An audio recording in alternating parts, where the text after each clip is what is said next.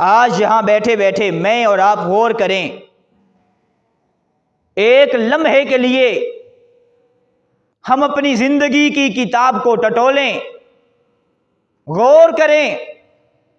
اور کوئی ایک ایسا دوست تلاش کریں، کوئی ایک ایسا شخص تلاش کریں جس کے پاس بیٹھنے سے انسان کو آخرت کی فکر آ جائے، جس کے پاس بیٹھنے سے انسان کو روحانیت ملے، جن کے پاس بیٹھنے سے انسان دنیا کی طرف سے نکل کر اپنے رب کے قریب ہو جائے، جو انسان کو حلال اور حرام کا تمیز بھی بتائے،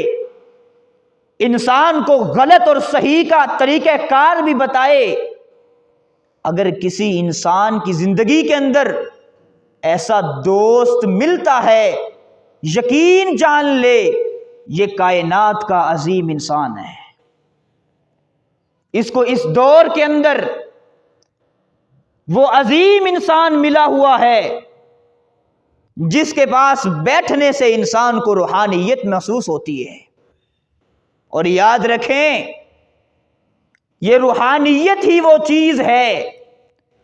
اگر یہ نہ ہو تو انسان نماز بھی پڑھے تو نماز کی لذت محسوس نہیں ہوتی۔ دنیا کائنات کی سب سے شفا یاب کر دینے والی کتاب قرآن مجید ہے، اگر قرآن مجید کو بھی یہ پڑھتا ہے، روحانیت سے دل خالی ہے، تو قرآن اس کے دل پہ اثر نہیں کرے گا۔ اور یہ بھی یاد رکھیں، اگر دنیا کا کوئی شخص اپنی زندگی کو ٹٹولتا ہے مگر کوئی ایک بھی ایسا شخص نہیں ملتا، وہ مت سمجھے میرے بڑے کاروبار ہیں، میرے پاس بڑی پراپرٹی ہے، میں تو دنیا کے عہدوں کا مالک ہوں، لوگ سلیوٹ کرتے ہیں، جھک جھک کے سلامیں کرتے ہیں، لوگ آگے پیچھے پھر کے میرا احترام کرتے ہیں، مت سمجھے،